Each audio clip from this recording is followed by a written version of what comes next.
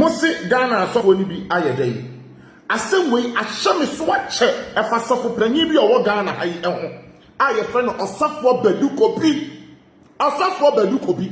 me ba be kan sem bi a efa ne ho na ahyeme so ache me ka bi a no mefra sam ne ntoma ne de me pantoma na to agusan se da bi ade ne da no wa fa nto a ifirito me gina Mr. Kwaku na ye wo ye adwuma wo na 2 TV enum asam a wo kan ye so na ma pasa asam ne ho ntoma ato agu aye ye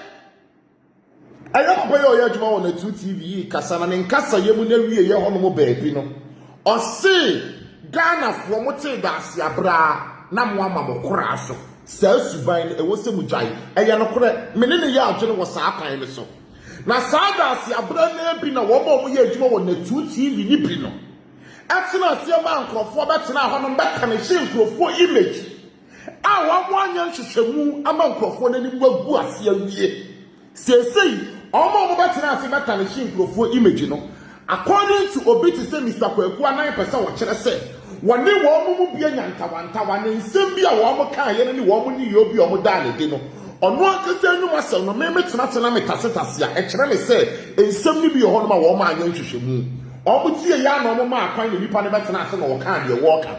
eti sana na me ti hai na nyankopon ti mi aye madom na matim enye di kakra ba be si sabri na wo bia kwakwate na wo bi platform so agumidin ni ho fin agumani mu ase amani mguase a wo se ka me aka me awie na se gi be 2 years 3 years 1 year later na se say nipa ne sa ba tena bonten be cancer foforo na wo ma ne kwan ma ni be gumani mu ase no afa dia wo pese wo kire se ensam na wo ka ye no wo nhye da nipa masibire wo mu a o pa kire se abrabo mu nkomo ye hu aduro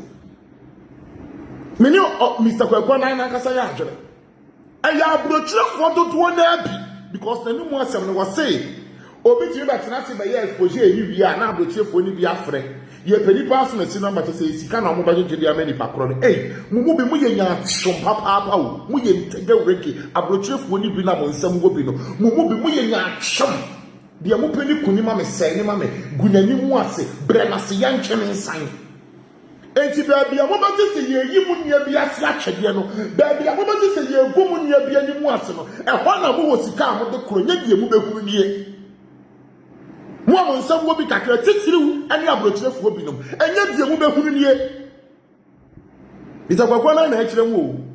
wase nkrofo ba ba ye awie nya nkrofo of the sikaba se mu timi di sikaba eni ye mo bi nti ye betena se be kwan ya ba chi mu wi a aya mo hunu na bibia nsa anya me ya say ya baba ye de wo say ye awie no na sabi mpraduasa enyansafo mo adwene mu da ho nyankopon aka wo makoma obitimi ka se ma memfa metaku ana asa mesempa me se me keka bom efi se me ye program be si saa bere enipa wa ama no ne o matimi a chemi sika obi atimi a chemi sika ato aso mpre no me kan saa nipa no a wo mu duru 100 da 100 1 2 3 4 5 saa si 100 wo mu duru da enipa pimpim etie bi wo mu duru da basanka me betena ha no nanka me fa obi besi ha se me igu nipa na ni mu ase a anka obi besi ani mgu ase na me igu efa nipa ne ho no enam se won pe nipa na se nam se nipa na ko na ni mu a cha ni nti no obeti esi ani mgu ase no wa ba be sponsor me se me ngu obi ani mu ase saa na abonchirefo no dodo na no mumu bi saa na mo tie na ne time ba ko esa ye me ne se e ma ko bi na o mutimi support no o muti o ma bi aka o mo anu atum no more munti support na say in prayer sa one more say chimie no mo nyoma de so mesu nyansa na so te hono ma the kind of video ya mi ye bi hono ma wo mo say yakuti ya wo hena no e ya wa pampa so e ya wutiri so asa no makasa wo wa ye hu adu twi wa ye hu adu na me kasa ba bi betimi atwimi nyansa semu gwayi antimi aboa wo but wonti se wo bi brewu nia bi asia e ho de wutimi duru hono ani wo ade nyina support sa share video no na wo wi a ensan so hono ma wo sika wa sa aka video ko ofro hu nyansani unyansa aka akire Ghana for pe brenase kuno gunani mu ase yense ne yentwene nsan enu nti ama wo bi aka ne ho a no abegu obi ani mu ase de wonim fo obi hu krampa no aba beka e de afani pa no mini won se mebra metefa asofo obi hu a ya me ndwindi o e wo mu se asofo ni bi ye ntege wigi bi ye kinse bi mfiri nyame eye no kore but sami yo na bi mfiri nyame bi ye ntege wigi ne fa hin ko si hin no ama nkrofo bi kwan ama nipa ba ako na mfiri nyame na nipa mienu aka ho because who se Ghana for the do no yasum ye de na san kwasi asam saa no ana ye support eti watena sese a obi a ni akwa animu no otoma me megu n'animu ase enti Mr. Kwaku Anan bitie won kasa ye mu ne nsem bi a ekoso na enti obi di asem ba ya munye nhwehwemu ene enye o eye very bad very bad enti nkrofo mo batira mu TV ne su begu nkrofo ni mu ase be kan sam fa nkrofo ho nkrofo mbebo wo mu di mi gidi se bia wo mo kan wo masam ne ye no kore ebi ye ntoro enti mu anya nhwehwemu anfa ho a sese wo mo mani magu ase omo agu wo mo awade omo masori be ga asori wo mo ni o mabusuafo anya asam wo mo ni o madofo ntam anya asam no san nkrofo no de be na mo be ya afa ho because me see when you must someone na se mo anhye da anya nhwehwemu bia mo anhye da anya nhwehwemu bia ne wi aso koto sabo ne se unia so a ka se sori ye so ka se won sori ne so also be ko bia asam me di kan kan ye na busua some years ago ana me ba akra me ni ko hia wo program ase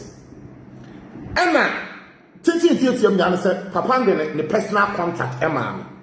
ana o ka chem se wei eye ne personal number ti me hwe number ne yi ana me da na se me think I am go do Kumasi no ana me friend wo phone so one me kasa kama na me oh da me ni pa so mesi me say satan na me nji din kura nu da bi amaji din aduru se yankopon ada woroma ti me dia no oh yeah oh why so one crime na me there was oh ka me kire oh say was say sorry dan was your office so amama ba was something like ko be kire bi o na enye say makokuma se dia da be no me ba aka no se mpacho me nhye danim ka me nka se ne ye twena kora me ba na me se me nhye danim no so okay enye se sa na tie dia o bank ran bi afre me abusuan ka me nka ma no tum ni mi nwa ba ko di ho nkomo in fact my friend kwa na me nwa no wa around me enye ni pe bia me woni mu gidie because ono na ese sofo we yi free na me sofo ya say sofo ya say ye ni hia na wo keka ne nsem it's one more wa sofo din expose ya sofo we na no e na ko fa sofo baduko bi din ba tu mu na sofo baduko bi ko ma ko hia no sata sofo baduko bi no ototo ka acheche nkrofo bi na se makwa ko hia no na me so make say abusia sa abere no minika ana me se mi ko to ko hia no so say na school on the makasa kama no the personal number krampo ma me eni udi ebusa akwasi me ne na kasa kra na akwasi e krampo ho se me bank me fe no ono de se bi ositie no bi gidi se problem bia eni ne ho eni pa me kana se mi bie no se problem ni wan ho sofo badu ko bi what is say and I was see no or yes sofo badu ko bi se fie ni school was see no then some no ka ye no man should just say me jeni some na di na nom se me nya da ade tena se ma ni eso pa asafo no kira mi nti na busua after that na me te one man na be si mi tirim na some no baako mienu bi na edi mi tirim mu dem sanse mpanyimfo se nkontompo ene no kore se ni tintin tietiem nya ansa me ne sofo no lose contact me nti ni anfa ni because some of kafa asafo ne ho no na no so na tie onipa kro na wase ono wakwa happen we wura happen na asobasia ye sei obintin firi nyame we ya ye sei no some months later menenam ne WhatsApp so saa na me copy so wa post so for baduko bi picture afi me kwache ye nsema watch go my godfather my spiritual father man of God what am you say yes after me papa ye lose contact because my friend ba akopena me ne kasa ne kasa my tongue ko so biem and yes, me ji we say me di kosi but me nsem ni bi yo hono mo a me wo ho na be si me tirim na di me tirim dem enti me ne lose contact afei wo no ni pa na wo say sofo baduko bi no say sofo baduko bi ye spiritual father no what post in the picture I want to feel ni na say ni pa so me page kwa na kwhwe okohwe ne me ni nya bi shere wo hu ni petu ban wo ni petu ban satan ni papa ntem wo say na me gi say wo no ni pa na wo say sofo baduko bi no wa koho ne na kwa akoye baako eni kura say wo ne da so ye fire sisi ebi kura ba sofo baduko bi di me bi so na so because o say o ye spiritual father sana na wa church le guko enti wo ni pa da say ni so ban onipa da sani suban watimi agina ba bia do fa wo bia sei wo bi but ono kura na wo sei nipa na wo sani nipa na kwa akoye ba ko bia so opoma bo na se wo nya na wo se ne ho pon timi meti hai wotimi fiti preko ba me kasofu bi ho asam e na sofu ba bi ko bia ye sei e bia sofu wo su ba mpa ho se me etwa buei e bia sofu wo ya ye sei sofu ba ntia ye sei sofu wo awo ya ye sei na me fiti nya na ma de nsem ni nyina bi ikubi se wo nsam na wo ka ne bi ye ne kore e betimi so aba se wo tan ye ho ya wo poma bo na wo anya no e na wo se ne ho bon e betimi aba se wo selfish interest e na wo di twa nto ato ne so enti se ma ka bi afa ho a ma hwehwam na True TV ba aye na so do chi internet no mo na mo won kase na na obiri ebu eba be na obiri ebu Nyankopon ma ho kwansa me magidin wa asase we seiso emeduru pempenso amaduri eye Nyankopon na ye but wonam enipa so enipa onam mo so ya abrochirefo because mo na mo internet and na mo share videos no mo di me ho adanse e na fine ne kosinti na True TV be mo and na mo tese ya tese sa obi asi ho no mo na mo duru so and na some omoba life for example enipa say na ehye but wo share nsem ya e twabui ebi fa Mr. Kwaku anan hu a Mr. Kwaku anan nsem a o kan pese wo kire se ye won krofo bi o no ma woni wo mo anya problem sesi ala se mentemi wo se bi aba wo mo ntamu a ne nsem ni twaba be sister ase wo mo nsem ne no anso mo so mo wa asem yesi betena seka abusia bi gina nyame anim emi tena bi ameka se msi duabo empa wi ase da because obi o no ma wo ye na de na se hye no a because all Bible and Tiaba Chima Baby in one and any person crumple the bed chinity. Tell the being contompon in the cross say. Yababa Castle no will be a wapema. Maybe I know be a one will be up papa. Won't you pony a Becca's and the children who's the one who say, Say, Pana, yes, Simon, Nena Papa down. What time was in the PS3 fee or ever? It is a one gin the crown out transit capacity, no much as the Nipana or cancer and told me so, or the inky gray one, so one fascia, over because me tell you feel on mama. It is a transit to see. No me channels are something in the crown. Me baby change the crown pa. It is a test from a cotton cuckoo. As some no can a crown pony. Almost catch on no for one dada. It's where you saw it if you know where you saw an afro. Where you saw a poor, you know where you saw a toy. It's a no now be cartoon. It's nipple if you want to come and to one for show them and no more botia. Me I believe in Jabo. No more botia. Kwanya be fa so ba odi ade me nyama sam so be botua na mana ye aduma nkwa na ye masam na ebom senka ba chimi mi opinion wan ka me ka che say fa kakra kai otumfo Nyankopon hata fi din bodua ye di bobi tabia me bobi tabia na mi woni mo be me na wo bisa me fa won kwa chire krampo na na kwa me ene akosi jima bisa wo mo wo ye made se wo di fo na me se ma ya ho masa don't go there because wo cost over from the tenten ye pe Biji aboni benya obi entimi na ne da se wudi fa nko ade a timu a wutimi ba abonti be twa nkrofo nkrofo so abeka nsem a enimu fa nkrofo hu die mu be die nti da bia mu be dru nti edi bia mu penti no you people should be extra careful because ni mo entumi wotete wontuma na nyamo na maye be bia etime emufo no because wo mu sika e support nkwase asem ichimi ne dam almost na from wanyansafo emototo na afie so called Christians omo na from hu anyansafo yenum say timi be tena se be kasa ye pe support hu nya bita na no me ko America me call ye no e ye nipa ba ko bi na twa me take it free Ghana me call ye sister popular ye ho Nyankopon wo nhira awurade nto ho nkom no nye wakoma so ade ma wo tell me ko na me take it ne ko den o twa take it ma me go to America na wo se me pay adwuma omo ka chem se me ba ni area ho no me ba side ho no state na me kwata me ye adwuma me se ai be say me experience bi here abusia me kodu na wo say me ye adwuma na ma anyu o ma ko pay adwuma no bibia ma me awi e be ka 2 days ya me say me nko biem uni ma de kodi ntia enkrofo frem which is true wo ban me na say na me nya aso ko fa me nya na day no na we have frem no the problem aba na we have frem na me ne share idea na Nyankopon nam me so nim de ne nyansa wo de na me mabia kwankere ko ne ko ye wei wo de ye wei abusia se ye makwan na enkrofo so me free o makoma ma ba bia dance ya all man no one problem both physical and spiritual. Me fucking ya be tell and Nyankopon hu me mo fa me so enam so e solve your issue ma wo because of sa course na me yan day in day out me see me nya da ke enko adwuma enko ye adwuma bia e bo she sister ne she me nyina kwa me hu ye ne hiwa anye e duru time sa me ba no enipa me ne kwa America ho no de okwa she adwuma enko ye adwuma ni wa nya me sika atoto de obeto na me na me de me nsa du me nan du be because me say me adwene nkrofo bi ho sa nkrofo ni susu bia instead so be support me ministry no watam ni sika enya me na ode be breme ode ga kwatena social media no apɛ obi a wo gu obi ani mu ase na ode akwa akɔhye akire ebe ba wo so okoto sabo ni si unia so akase sore ye so nkase won sore ne so if it's all the free so what the beba wo so enti mu anwo ye abeye ne dami chimi Ghana for the 20 pino ani mo bia mo tia bro chire Mon supporting me, my papa. Just a want to see a obi go be anymore as obi bre obi ase. E hwa and I'm them support akon. Eye Monyina mo mo se samwa dwena beboa mo na samwa se samwa dwena mo nkan hu se sa nim guase no enwan e beba wo so unua bi so oba bi so anasa wo hu nipa bi so me tena ono mo aya media me ni omo me ni nkrofo akasa e na wo se obi frɛ me a me wadwuma ma me nya ada me de me nsa du me na adu basankamba na mbetena se na nkam se me exposing nkrofo me kan di wo ni die nimu e de gu nkrofo so a ubenya nkrofo ama na support wo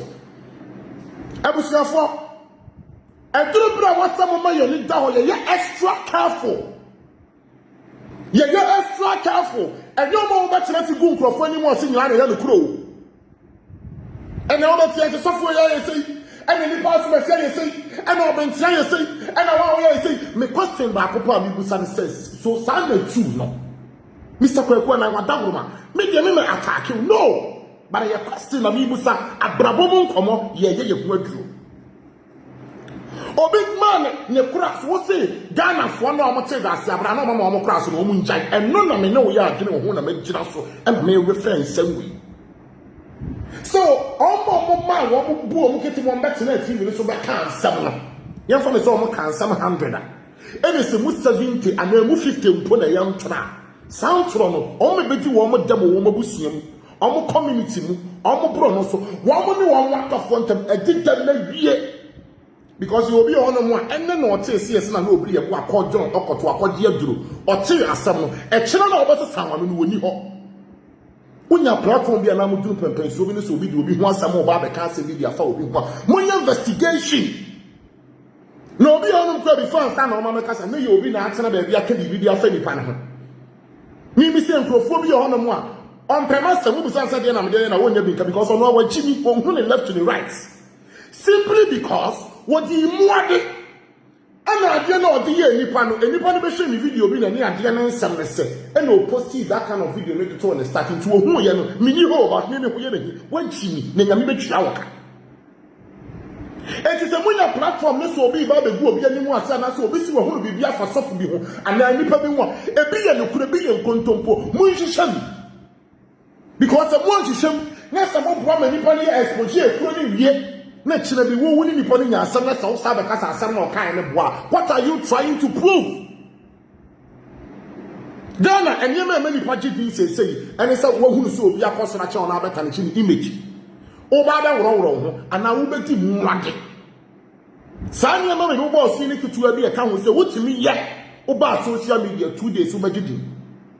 ese o so bedi wule mu pa ye de se fata wa de ehia aprapo de beto na wo obi amana support wo da na no mi kro ye me video ye me de nyom beto ho no obi enhomi areho se mi se obi enhomi vloggers anase bloggers am share video nya mi nshiramo pa oji ofilia gold heart o Germany ena na prempes so e share ye ena mi hu se friend say chenebo akodia o Canada so share mo amaka meet me mo mudi am share nya nya mi nshiramo what the help us your support you better say here cause more support you see with that intim emebunu bi atrase asese we say no ye call me papa me microphone fie bia my young try fan you be nwura ni me begu microphone ni mo se message microphone ni e no mu twan to microphone so na mo yesa no nyame be hia mo ka no wata mo ho ntoma obi mo bi sikato aduane bi satan wo hunu bone nipa na ye Prepopra woni nipa ni be nyanta wanta wan nka won ko ka de nipa na ye de nipa ni ye nwa no waka agu hu fi because hu se Ghana for do na bi mu ha wo begu obi hu fi abenya nkrofo ama na support wo mo me ya support wo no magu nkrofo bi hu fi mo san nkrofo na mo support ama nkrofo bi nsefo no e be twa be bom wo ti asem bi fa obi hu hyehyem na bi yampa e na bi nso ye ntoro abrabo mo kom ye gu so ye hu adu me fa say ya mo support me ye wo nyankopon wo nhira mo wate e ye mo e na mo aya me saa se me keka ne me se ne be se me ba America ti wo aba ka wakoma be se o twa me take it ne chamin because it's a popular de me koye na me koye me hu ye na hi